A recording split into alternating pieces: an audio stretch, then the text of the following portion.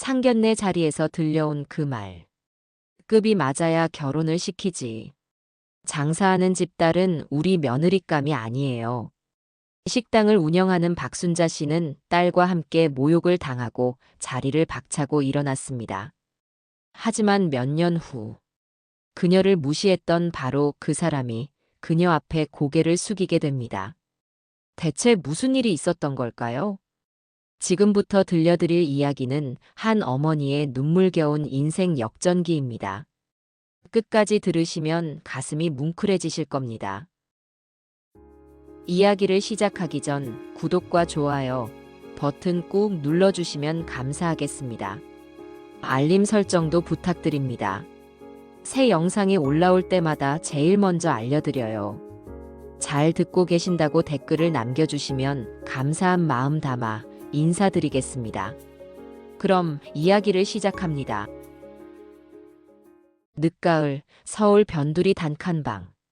찬바람이 창문 틈으로 스며들던 그날 40대 초반의 박순자 씨는 남편의 낡은 작업복을 손에 쥔 채 한참을 멍하니 앉아 있었습니다. 갑작스러운 교통사고. 공사장에서 일하던 남편은 그렇게 세상을 떠났습니다. 장례식장에 모인 사람들은 하나둘 떠났고 이제 남은 건 초등학교 5학년 딸 수연이와 중학교 2학년 아들 수혁, 그리고 혼자 남겨진 그녀뿐이었습니다. 장례를 치르고 돌아온 단칸방은 더욱 좁고 초라하게 느껴졌습니다. 아이들은 아버지의 영정사진 앞에서 한참을 울었습니다. 순자 씨는 아이들을 달래며 눈물을 삼켰습니다. 울고 싶었지만 울 수 없었습니다. 이제 이 집의 기둥은 자신밖에 없었습니다. 저녁이 되었습니다. 수연이가 작은 목소리로 말했습니다. 엄마, 배고파요. 순자 씨는 쌀독을 열어보았습니다. 바닥이 훤히 보였습니다. 냉장고를 열어보았습니다. 김치 한 통과 된장이 전부였습니다. 통장을 꺼내 잔고를 확인했습니다. 3만 원. 모든 저축이 바닥났고 남은 돈은 그게 전부였습니다. 순자 씨는 남은 쌀로 묽은 죽을 끓였습니다. 아이들은 배가 고팠지만 어머니의 얼굴을 보며 아무 말도 하지 않았습니다. 조금만 먹어. 내일 엄마가 뭐라도 해올게. 네, 엄마. 아이들이 잠든 후 순자 씨는 혼자 부엌 한 구석에 웅크려 앉았습니다. 손바닥은 거칠게 갈라져 있었습니다. 남편이 살아있을 때도 생활은 넉넉하지 않았지만 그래도 끼니는 챙길 수 있었습니다. 하지만 이제는 달랐습니다. 눈물이 볼을 타고 흘러내렸지만 소리내어 울 수는 없었습니다. 여보, 나보고 어떻게 살라고. 어떻게. 작은 속삭임은 어둠 속으로 사라졌습니다. 다음 날 새벽 4시. 순자 씨는 이불을 걷어찼습니다. 자다 깬 것이 아니라 잠을 이루지 못했습니다. 우는 것도 주저앉는 것도 사치였습니다. 그녀는 얼굴을 씻고 낡은 외투를 걸쳤습니다. 아이들이 깨지 않도록 조심스럽게 문을 열고 나섰습니다. 동네 식당 문을 두드렸습니다. 식당 주인은 놀란 얼굴로 문을 열었습니다. 이 새벽에 웬일이세요? 사장님, 전에 설거지 자리 있다고 하셨죠? 제가 할게요. 아, 그게 아침 5시까지 나와야 하는데 괜찮겠어요? 네, 괜찮습니다. 제발 부탁드려요. 식당 주인은 순자 씨의 간절한 눈빛을 외면할 수 없었습니다. 알았어요. 내일부터 나오세요. 감사합니다. 정말 감사합니다. 순자 씨는 고개를 숙여 인사했습니다. 그날부터 순자 씨의 하루는 새벽 5시에 시작되었습니다. 설거지를 하며 손은 거칠어졌고 찬물에 담그면 뼈마디가 시렸습니다. 하지만 참았습니다. 새벽 설거지가 끝나면 뛰어서 동네 마트로 갔습니다. 오후 2시부터 6시까지 계산대에 서 있었습니다. 다리가 부어올랐지만 앉을 수 없었습니다. 저녁을 아이들에게 허겁지겁 먹이고는 또 사무실 청소 일을 나갔습니다. 밤 9시부터 11시까지. 빌딩 복도를 닦고 화장실을 청소하고 쓰레기를 치웠습니다. 집으로 돌아오면 밤 12시가 넘었습니다. 온몸이 쑤시고 아팠습니다. 침대에 누우면 온몸에서 비명이 터져 나오는 것 같았습니다. 그런 날들이 계속되었습니다. 일주일이 지나고 한 달이 지났습니다. 순자 씨의 얼굴은 점점 수척해졌습니다. 체중은 눈에 띄게 줄어들었습니다. 하지만 아이들 앞에서는 괜찮은 척했습니다. 어느 날 저녁 수혁이 성적표를 내밀었습니다. 전교 3등. 순자 씨의 눈에 눈물이 고였습니다. 수혁아, 엄마가 미안해. 학원도 못 보내주고. 엄마, 괜찮아요. 저 혼자서도 할 수 있어요. 엄마는 좀 쉬세요. 엄마 얼굴이 너무 안 좋아요. 아니야. 엄마는 괜찮아.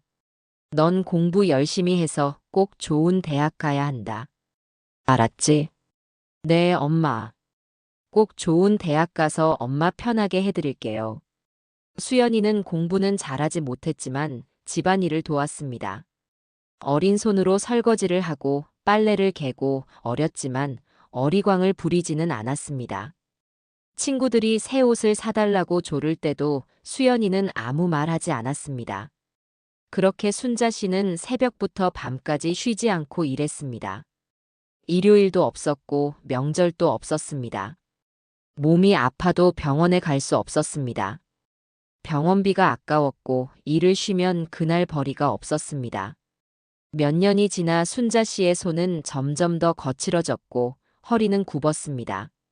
거울을 볼 때마다 낯선 자신의 얼굴에 놀랐습니다.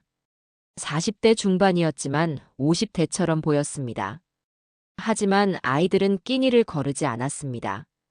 그것만으로도 감사했습니다. 어느 날 밤 마트 사장이 순자 씨를 불렀습니다. 불길한 예감이 들었습니다. 박 여사, 미안한데 다음 달부터 사람을 줄여야 할 것 같아요. 네. 사장님, 제발.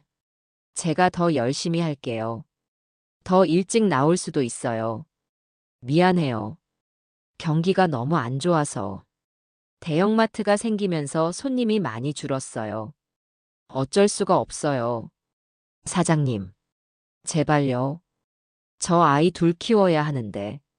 제발. 순자 씨는 애원했지만 소용없었습니다. 정말 미안해요. 다른 데 알아보세요. 그날 순자 씨는 집에 돌아와 한참을 멍하니 앉아 있었습니다. 일자리 하나가 사라지면 생활이 무너졌습니다. 하루 2만 원이 사라진다는 것은 한 달에 60만 원이 없어진다는 뜻이었습니다. 엄마, 괜찮으세요? 얼굴이 안 좋으세요? 수혁이 걱정스러운 얼굴로 물었습니다. 응, 괜찮아. 엄마가 다른 일 찾아볼게. 걱정하지 마. 엄마, 저 아르바이트 해도 돼요. 친구들도 다 하던데. 안 돼. 넌 공부해야지. 대학 가려면 지금이 중요한 시기야. 하지만, 괜찮아. 엄마가 해결할게. 그날 밤 순자 씨는 잠을 이루지 못하고 오래 생각했습니다. 남의 밑에서 일하는 것에는 한계가 있었습니다. 언제든 잘릴 수 있었고 나이가 들수록 일자리는 줄어들었습니다. 40대 중반인 지금도 일자리 구하기가 어려운데 50대가 되면 더 힘들 것이었습니다. 문득 돌아가신 시어머니의 얼굴이 떠올랐습니다. 시어머니는 손맛이 좋기로 동네에서 유명했습니다. 결혼 초 5년 동안 매일 부엌에서 배운 요리들이 떠올랐습니다. 된장찌개 끓이는 법, 김치 담그는 법, 나물 무치는 법. 하나하나 정성껏 가르쳐 주셨던 기억이 났습니다. 음식은 정성이야. 재료가 좋아도 정성이 없으면 맛이 안 나. 시어머니의 목소리가 들리는 것 같았습니다. 내가 식당을 해볼까? 순자 씨는 혼잣말을 했습니다. 무모한 생각이었습니다. 자본도 없고 장소도 없고 경험도 없었습니다. 하지만 다른 방법이 없었습니다. 이대로는 살 수 없었습니다. 다음 날부터 순자 씨는 퇴근 후 동네를 돌아다니며 빈 상가를 알아보았습니다. 대부분 보증금이 비쌌습니다. 순자 씨가 감당할 수 있는 금액이 아니었습니다. 마침내 골목 안쪽 낡은 건물 1층에서 작은 공간을 발견했습니다. 5평짜리 작은 공간이었습니다. 보증금 100만 원, 월세 10만 원. 턱없이 작았지만 순자 씨에게는 희망이었습니다. 순자 씨는 지금까지 모은 돈을 세어보았습니다. 새벽 설거지로 모은 돈, 청소일로 모은 돈을 전부 긁어 모아도 턱없이 적은 돈이었지만 시작할 수는 있었습니다. 순자 씨는 떨리는 손으로 부동산에 들어갔습니다. 이 자리요. 제가 하고 싶은데요. 부동산 중개인이 순자 씨를 위아래로 훑어보았습니다. 아줌마, 여기 장사 안 돼요. 골목 안쪽이라 사람이 안 다녀. 저번에 여기서 식당 했던 사람도 3달 만에 망했어요. 괜찮아요. 저는 할 수 있어요. 순자 씨의 눈빛에는 절박함이 담겨 있었습니다. 중개인은 한숨을 쉬며 계약서를 꺼냈습니다. 그럼 뭐, 제가 말려도 안 들으시겠네. 여기 도장 찍으세요. 순자 씨는 떨리는 손으로 계약서에 도장을 찍었습니다. 저녁에 집으로 돌아와 아이들에게 말했습니다. 수연아, 엄마가 식당을 하기로 했어. 정말요? 엄마가요? 응. 이대로는 안 되겠더라. 엄마가 한번 해볼게. 며칠 뒤 세 식구는 새로 얻은 가게로 갔습니다. 작고 낡았지만 순자 씨의 눈에는 희망으로 보였습니다. 수혁과 수연이가 학교 끝나고 달려와 청소를 도왔습니다. 벽을 닦고 바닥을 닦고 거미줄을 치우고 낡은 테이블을 정리했습니다. 일주일 동안 저녁마다 청소를 했습니다. 엄마, 간판은 뭐라고 쓸 거예요? 순자네 밥상이라고 하자. 엄마 이름 넣으면 되겠지? 좋아요. 근사한데요? 중고 가스레인지와 냉장고를 샀지만 식자재만큼은 좋은 것을 샀습니다. 시장에 가서 가장 싱싱한 채소를 골랐습니다. 며칠 뒤 순자네 밥상이 문을 열었습니다. 개업 첫날. 순자 씨는 새벽 4시에 일어나 시장으로 갔습니다. 가장 싱싱한 재료를 골라 식당으로 돌아와 정성껏 음식을 준비했습니다. 된장찌개, 김치찌개, 제육볶음, 생선구이. 정갈하게 차린 반찬들을 보니 가슴이 뿌듯했습니다. 아침 일찍 열었지만 오전 내내 손님이 없었습니다. 오후 2시쯤 드디어 첫 손님이 들어왔습니다. 동네 할머니 한 분이었습니다. 여기 새로 열었네. 뭐 있어? 네, 어서 오세요. 된장찌개 맛있어요. 그래, 하나 줘봐. 첫 손님이었습니다. 순자 씨는 떨리는 손으로 음식을 차렸습니다. 반찬도 정성껏 담았습니다. 할머니는 한 숟가락 떠서 입에 넣더니 고개를 끄덕였습니다. 오, 맛있네. 이거 손맛이 있어. 정말요? 감사합니다. 반찬도 정성스럽고. 여기 자주 와야겠네. 순자 씨는 눈물이 날 것 같았습니다. 첫 손님, 첫 매출 5천 원. 하지만 그 5천 원이 세상에서 가장 소중하게 느껴졌습니다. 그날 하루 손님은 단 2명이었습니다. 매출은 10,000원. 식자재비도 안 나왔습니다. 이틀째도 3명. 사흘째도 4명. 순자 씨는 불안했습니다. 월세를 내려면 하루에 최소 10만 원은 벌어야 했는데 지금은 하루 2만 원도 벌지 못했습니다. 밤에 집으로 돌아오면 수혁과 수연이가 기다리고 있었습니다. 엄마, 오늘은 어땠어요? 응. 조금씩 나아지고 있어. 거짓말이었습니다. 하지만 아이들 앞에서 불안한 모습을 보일 수 없었습니다. 일주일이 지났습니다. 하루 평균 손님은 5명. 매출은 3만 원 정도였습니다. 적자였습니다. 순자 씨는 밤마다 장부를 보며 한숨을 쉬었습니다. 이대로는 안 됐습니다. 순자 씨는 고민 끝에 결정했습니다. 새벽 설거지 일과 청소 일을 계속하기로 했습니다. 식당은 점심과 저녁만 열고 나머지 시간에는 일을 나가기로 했습니다. 순자 씨는 하루에 서너 시간밖에 자지 못했습니다. 새벽에 설거지를 하고 시장에 가서 장을 보고 식당으로 돌아와 음식을 준비하고 손님을 받고 저녁에는 청소 일을 나갔습니다. 몸은 한계에 다다랐지만 포기할 수 없었습니다.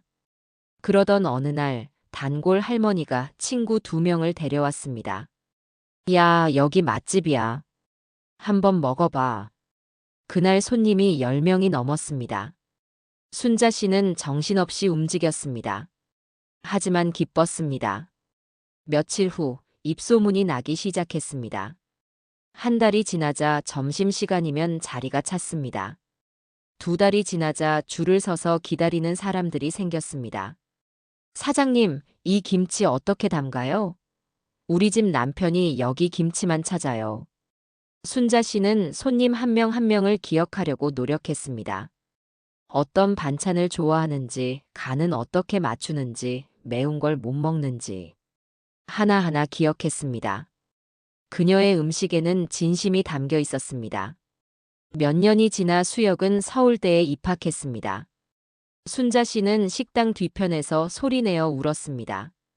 어려운 환경에서 잘 커준 아들이 대견했습니다. 장학금을 받았지만 생활비는 필요했던 수혁은 새벽 신문 배달을 시작했습니다. 수연이는 전문대에 진학했습니다. 사무행정을 전공했습니다. 경영학과 회계학도 함께 배웠습니다. 졸업 후 작은 무역회사에 취직했습니다. 월급은 160만 원. 많지 않았지만 수연이는 성실하게 일했습니다. 엄마, 저 월급 받았어요. 이거 생활비로 쓰세요. 아니야. 넌 내 돈 내가 써. 옷도 사고 친구들이랑 놀기도 하고. 괜찮아요. 저는 필요한 거 없어요. 순자 씨는 딸이 기특하면서도 미안했습니다. 그러던 어느 날 단골 손님 하나가 제안을 했습니다.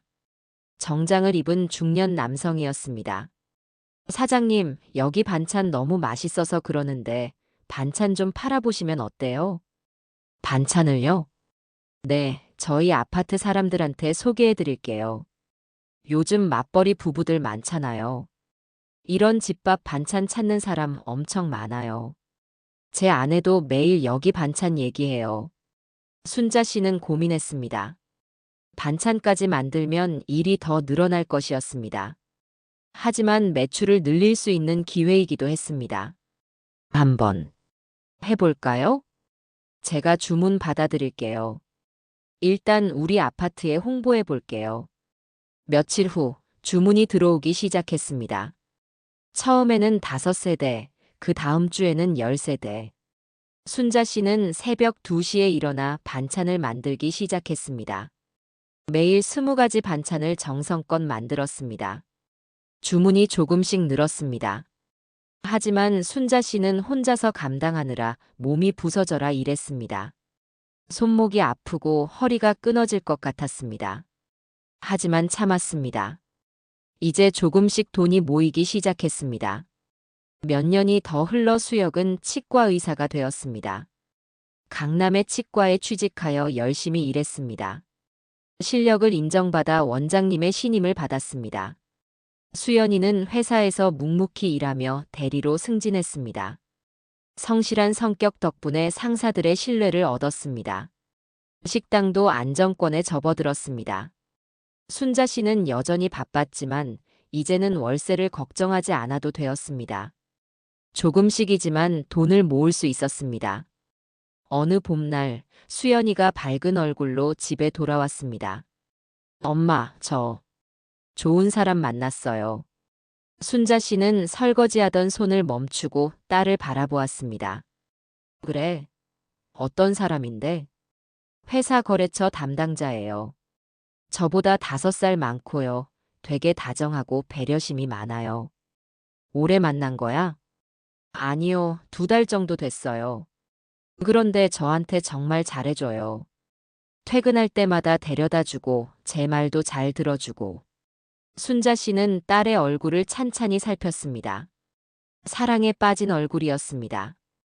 그날 밤 순자 씨는 잠자리에 누워 생각했습니다. 딸이 좋은 사람 만나서 행복하게 살았으면 좋겠다고.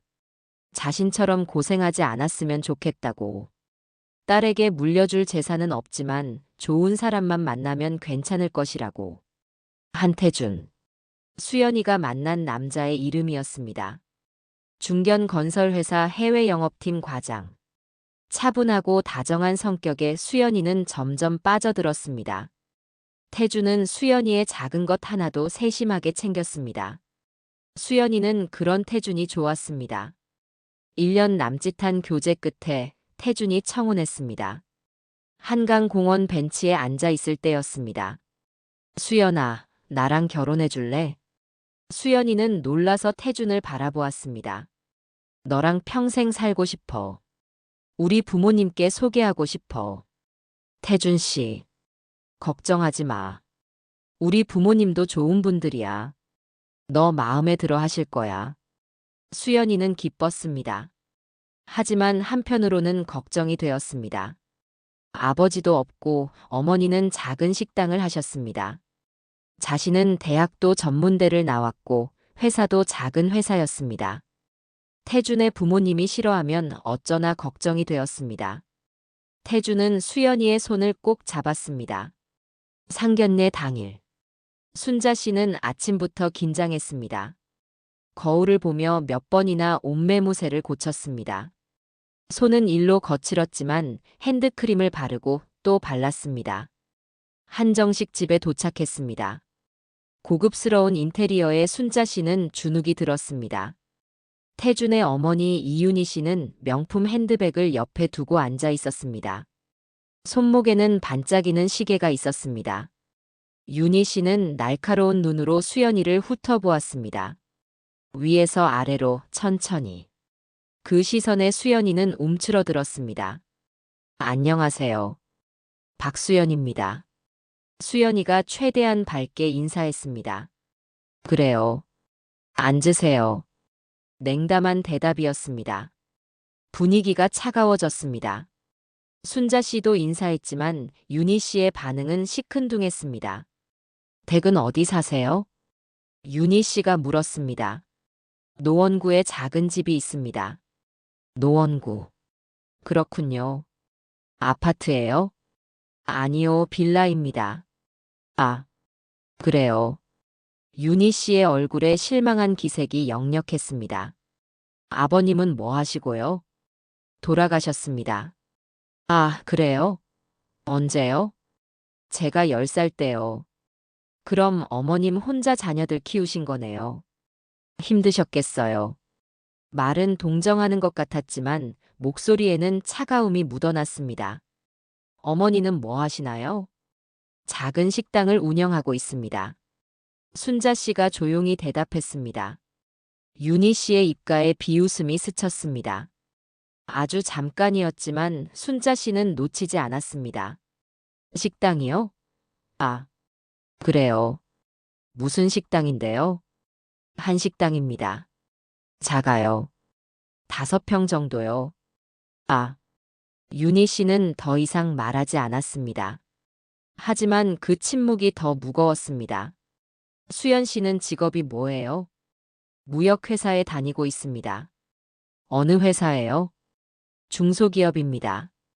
직급은요? 대리입니다. 연봉은 얼마나 되나요? 태준이 황급히 끼어들었습니다. 엄마, 그건 좀. 뭐가 어때? 궁금한데. 우리 집안 며느리 들어올 사람인데 제대로 알아야지. 요즘 경제력 중요하잖아. 윤희 씨는 거침없이 말했습니다. 순자 씨가 조용히 말했습니다.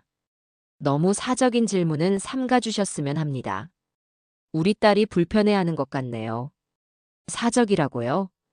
윤희 씨가 눈을 치켜떴습니다. 이게 사적인 질문인가요? 우리 아들이 누군데 제대로 알아보는 게 당연하잖아요. 결혼이 장난인가요? 알아보는 것도 예의가 있는 법입니다. 순자 씨는 차분하게 말했지만 목소리에는 단호함이 묻어났습니다. 윤희 씨는 더 노골적으로 말했습니다. 솔직히 말씀드릴게요. 우리 아들은 외동이에요. 집도 강남에 있고 차도 2대 있고 조건이 괜찮은 집안 딸들이 줄을 서 있어요. 근데 솔직히 아버지도 없고 어머니가 5평짜리 식당 하시는 집안이라니. 어머니. 태준이 다급하게 말렸지만 윤희 씨는 멈추지 않았습니다.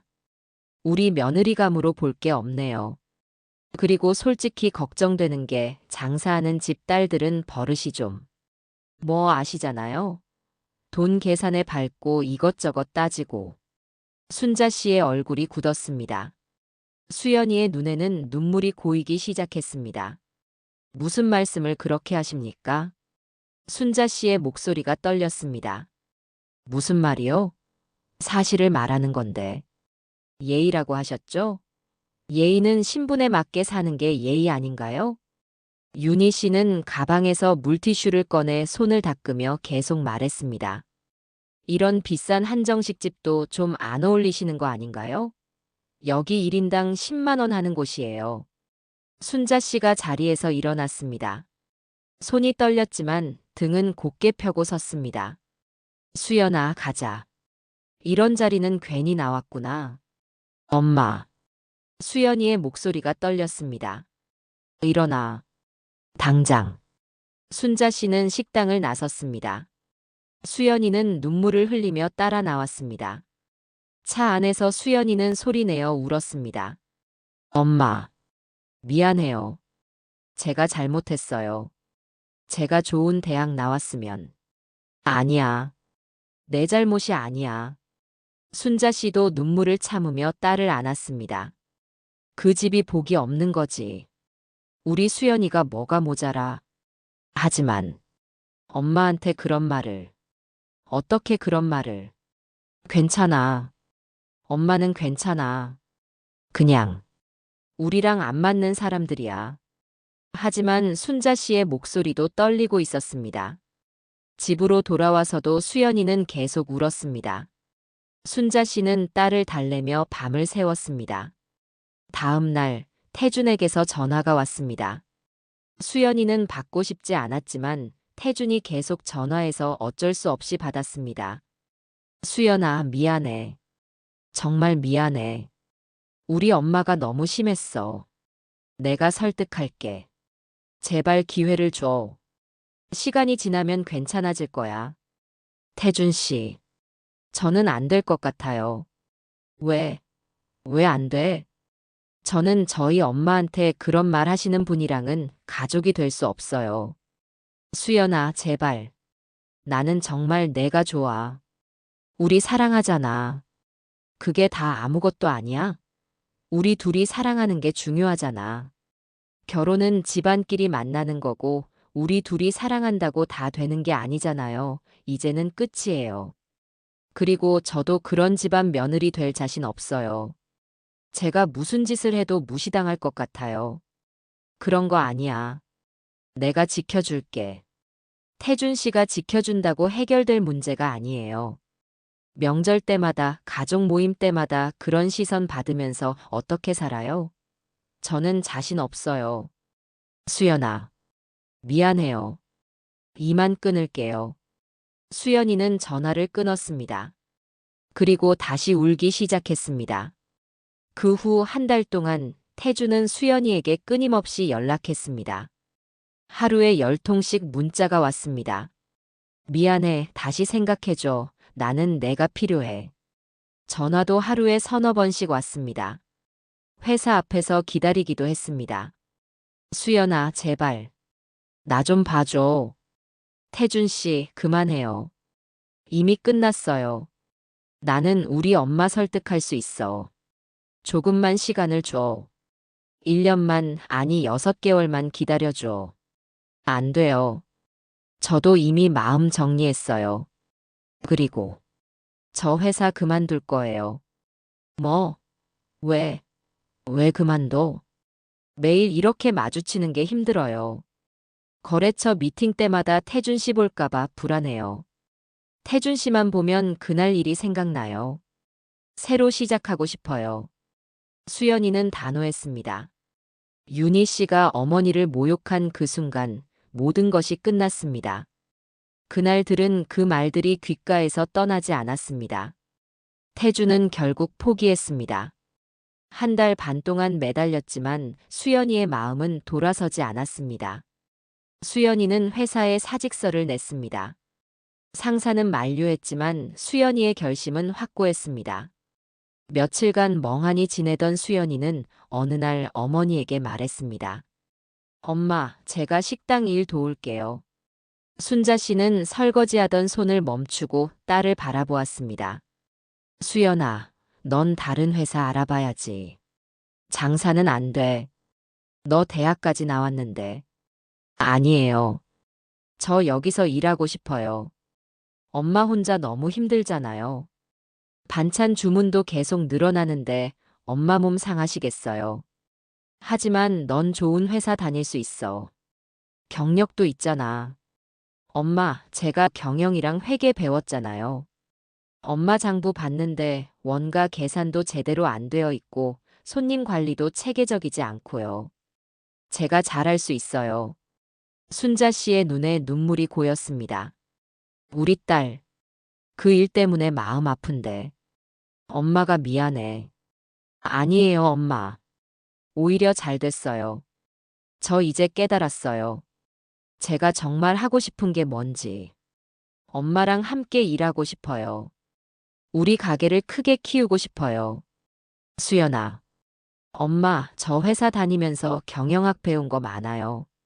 마케팅도 배웠고 고객 관리도 배웠어요. 그거 다 여기에 적용하고 싶어요. 우리 엄마 음식 솜씨면 정말 대박 날 수 있어요. 순자 씨는 딸을 꼭 껴안았습니다. 고맙다. 정말 고맙다. 그날부터 수연이는 식당 일에 뛰어들었습니다. 수연이가 합류하면서 순자네 밥상은 달라지기 시작했습니다.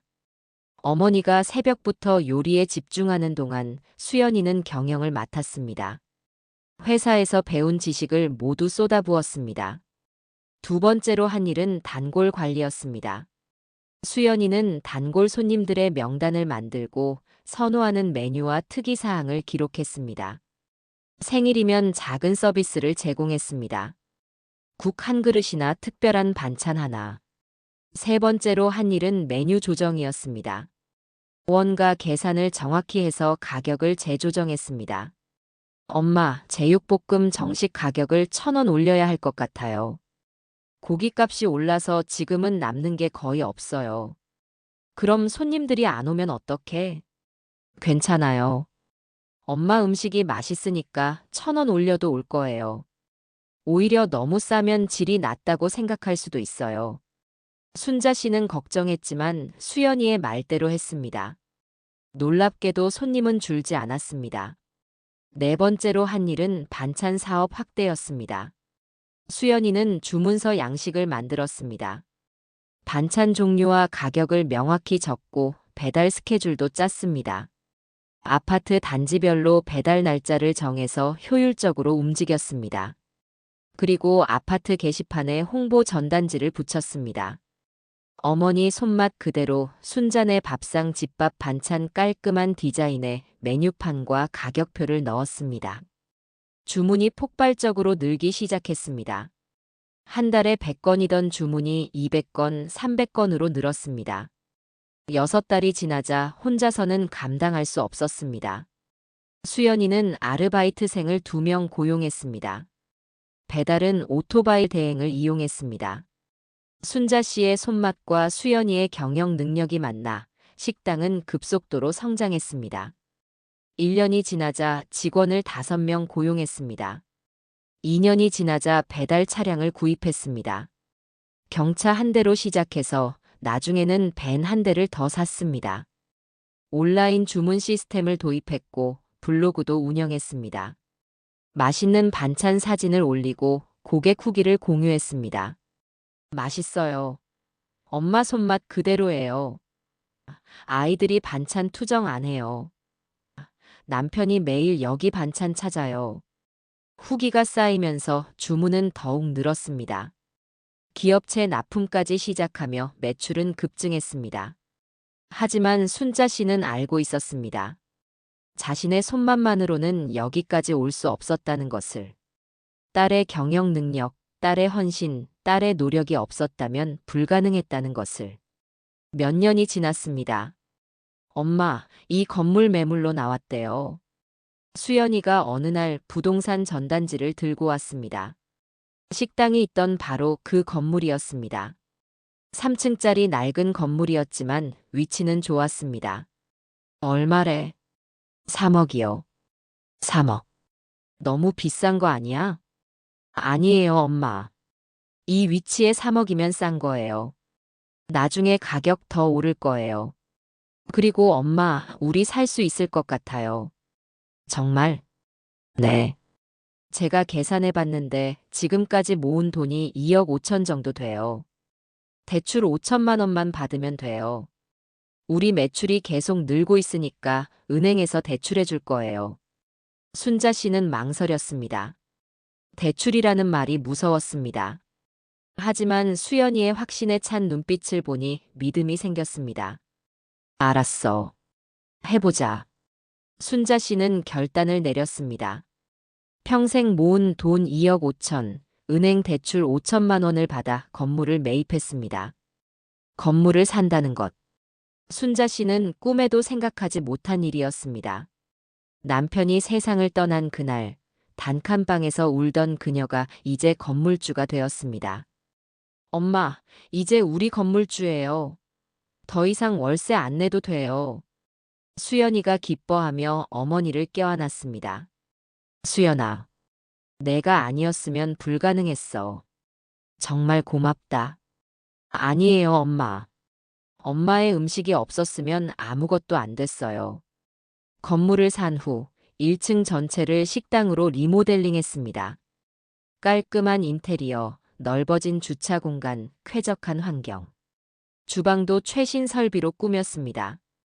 재개업 소식에 단골 손님들이 몰려들었고 새로운 손님들도 끊이지 않았습니다. 와, 여기 완전 달라졌네. 사장님, 대박 나시겠어요. 건물주 되셨다며? 순자 씨는 바빴지만 행복했습니다. 2층과 3층은 임대를 주었습니다. 2층에는 작은 IT 회사가, 3층에는 디자인 사무실이 들어왔습니다. 월세 수입도 상당했습니다. 어느 일요일 저녁 가족이 모여 식사를 하고 있을 때였습니다. 수혁이 좋은 소식을 알렸습니다. 엄마, 저 결혼할 거예요. 정말? 순자 씨와 수연이가 동시에 외쳤습니다. 응. 후배인데 정말 착하고 따뜻한 사람이에요. 어머, 우리 수혁이가 드디어. 어떤 분인데? 얼굴 좀 보자. 수혁은 휴대폰으로 사진을 보여주었습니다. 밝고 단정한 인상의 여성이었습니다. 이름은 지민이에요. 저보다 2살 어리고 지금 같은 병원에서 일하고 있어요. 그래. 언제 상견례 할까? 다음 주 토요일 어때요? 엄마 식당에서 하면 안 될까요? 엄마가 해주시는 음식이 최고잖아요. 지민이한테도 자랑하고 싶어요. 순자 씨는 가슴이 뭉클했습니다. 그래. 엄마가 최고로 잘해줄게. 며칠 동안 순자 씨는 상견례 준비에 정성을 쏟았습니다. 제철 나물로 만든 반찬들, 정성껏 끓인 갈비탕, 직접 담근 3년 묵은 김치, 전복죽, 잡채, 갈비찜. 최고의 상차림이었습니다. 수연이도 도왔습니다. 테이블을 예쁘게 세팅하고 꽃도 준비했습니다. 상견례 날. 순자 씨와 수연이는 새벽부터 식당에 나가 준비했습니다. 식당을 깨끗이 청소하고 음식을 차리고 마지막 손질까지 완벽하게 했습니다. 오후 1시. 수혁이 지민과 함께 들어왔습니다. 어머님, 안녕하세요.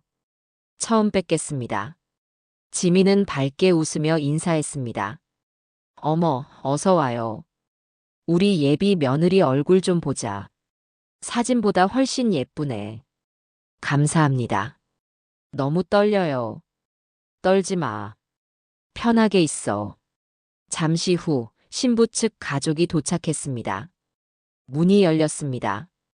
그 순간 순자 씨와 수연이의 얼굴이 동시에 굳어졌습니다. 이윤희 씨였습니다. 3년 전 수연이에게 모욕을 주었던 바로 그 여자. 윤희 씨도 순자 씨를 알아보는 순간 얼굴이 하얗게 변했습니다. 입이 떡 벌어졌고 발걸음이 멈춰졌습니다. 세상에. 윤희 씨의 목소리가 떨렸습니다. 태준도 수연이를 보자 충격을 받은 표정이었습니다. 수연 씨. 신부의 아버지 한철수 씨가 어리둥절한 얼굴로 물었습니다. 여보, 이분들과 아는 사이야? 아니. 그게. 윤희 씨는 말을 잇지 못하고 당황해했습니다. 순자 씨가 침착하게 웃으며 말했습니다. 어서 오세요. 예전에 한 번 뵌 적 있죠. 윤희 씨는 목소리가 떨렸습니다. 다리에 힘이 풀려 거의 주저앉을 뻔했습니다. 어서 앉으세요. 식사 준비해뒀어요. 순자 씨의 차분한 목소리가 더 무겁게 느껴졌습니다. 모두 자리에 앉았습니다. 윤희 씨는 고개를 들지 못했습니다. 태준도 불편한 표정으로 자리에 앉았습니다. 식사가 시작되었습니다. 순자 씨가 내온 음식들은 하나같이 훌륭했습니다. 갈비탕의 국물은 깊고 진했고 반찬들은 정갈했습니다. 와, 이 갈비탕 정말 맛있네요. 고기도 부드럽고. 지민이 감탄하며 말했습니다. 어머니가 직접 하셨어요. 우리 엄마 요리는 정말 최고예요. 손님들이 줄 서서 기다려요.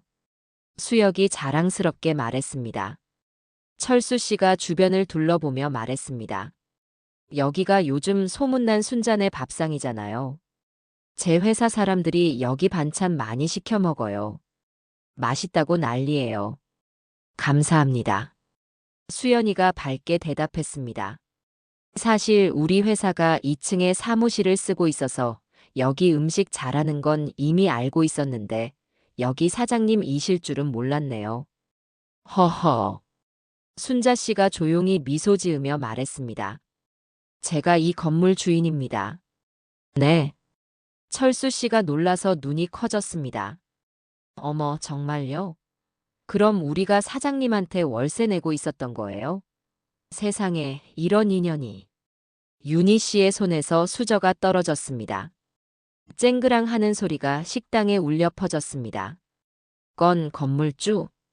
윤희 씨의 목소리는 거의 속삭임에 가까웠습니다. 네. 작년에 매입했어요. 1층은 저희 식당이고 2층, 3층은 임대를 주고 있어요. 순자 씨의 목소리는 담담했습니다. 자랑하는 것도 아니고 과시하는 것도 아니었습니다. 그냥 사실을 말할 뿐이었습니다. 윤희 씨의 얼굴은 사색이 되었습니다. 몇 년 전 5평짜리 식당 한다고 무시했던 그 여자가 지금은 자신이 월세를 내는 건물의 주인이었습니다. 순자 씨가 은근히 말했습니다. 그때 수연이랑 결혼 반대해 주셔서 오히려 감사했어요. 덕분에 수연이가 회사 그만두고 저를 도와줬거든요. 수연이 경영 능력이 정말 뛰어나요. 덕분에 사업이 이렇게 커졌어요. 윤희 씨는 아무 말도 할 수 없었습니다. 뭐가 아쉬운지 아드님이 한동안 우리 수연이한테 연락하고 매달리더라고요. 회사 앞에서 기다리기까지 하고. 태준이 고개를 떨구었습니다. 얼굴이 붉어졌습니다. 철수 씨가 당황하며 물었습니다. 여보, 이게 대체 무슨 일이야? 당신이 사장님을 아는 사이였어? 그리고 태준이가 수연 씨를. 그게. 아니. 제가. 윤희 씨는 말을 더듬었습니다. 사장님, 저희가 실례를 많이 한 것 같습니다. 제가 아내한테 제대로 들은 게 없어서. 죄송합니다. 철수 씨가 고개를 숙였습니다. 순자 씨가 손을 저었습니다. 괜찮아요. 다 지난 일이고 오늘은 아이들 좋은 날이잖아요. 더 드세요. 많이 준비했어요. 윤희 씨는 젓가락을 들 수도 없었습니다. 자신이 했던 말들이 하나하나 떠올랐습니다. 모든 것이 뒤바뀌어 있었습니다. 자신이 무시했던 그 집안이 지금은 자신보다 훨씬 나은 형편이었습니다. 건물주와 세입자, 성공한 사업가와 월급쟁이 아내. 지민이 밝게 말했습니다.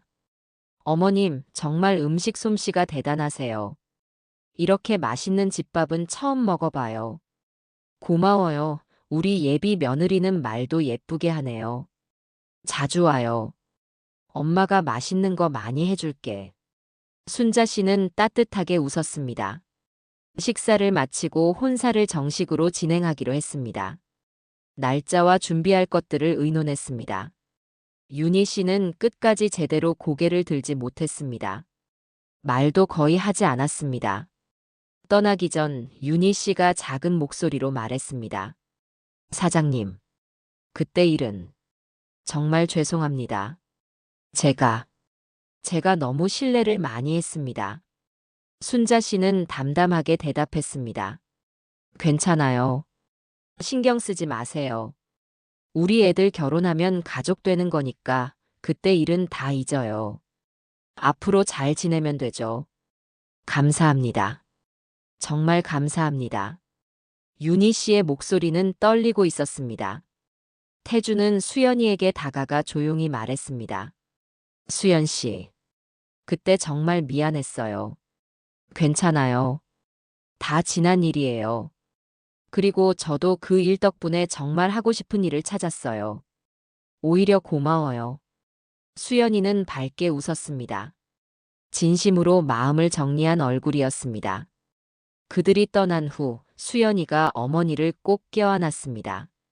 엄마, 정말 멋있어요. 뭐가? 그 사람한테 복수하거나 더 창피 주지 않으신 거요. 더 비꼬실 수도 있었는데. 복수? 그럴 필요 없지. 우리는 우리 갈 길 가면 돼. 당당하게. 남을 짓밟아야 행복한 건 아니야. 우리가 잘 사는 게 최고의 복수지. 수혁이 어머니의 손을 잡았습니다. 엄마, 저 정말 자랑스러워요. 이렇게 훌륭한 분을 어머니로 둬서 감사해요. 엄마가 아니었으면 저도 없었을 거예요. 우리 수연이도 고맙지. 내가 도와주지 않았으면 이렇게까지 못 키웠어. 너희 둘 다 고마워. 순자 씨는 두 자식을 번갈아 바라보며 눈물을 글썽였습니다. 엄마, 울지 마세요. 오늘 좋은 날인데. 응. 너무 좋아서 그래. 너무 행복해서. 세 식구는 한참을 껴안고 있었습니다. 6개월 후 수혁과 지민의 결혼식이 열렸습니다. 사돈, 그때 일 정말 죄송했어요. 아무리 생각해도 제가 너무 무례했어요. 윤희 씨의 목소리에는 진심이 담겨 있었습니다. 괜찮아요. 다 지난 일이에요. 이제 우리 가족 되는 거니까 앞으로 잘 지내요. 이제 신경 쓰지 마세요. 우리 아이들이 행복하면 그게 최고예요. 순자 씨는 진심으로 말했습니다. 남편이 세상을 떠난 그날, 단칸방에서 절망했던 자신. 새벽 설거지로 손이 트고 청소일로 허리가 휘던 자신. 5평짜리 식당에서 손님 2명을 받으며 불안해하던 자신. 그 모든 순간들이 지금의 자신을 만들었습니다. 인생은 결코 쉽지 않았습니다. 하지만 포기하지 않으면 한 걸음씩 앞으로 나아가면 언젠가는 보상받는 날이 온다는 것을 그녀는 알고 있었습니다. 그리고 진정한 승리는 남을 짓밟는 것이 아니라 당당하게 자신의 길을 걷는 것임을 깨달았습니다. 어머니의 식탁에서는 오늘도 따뜻한 이야기가 만들어지고 있습니다. 그리고 그 이야기는 앞으로도 계속될 것입니다.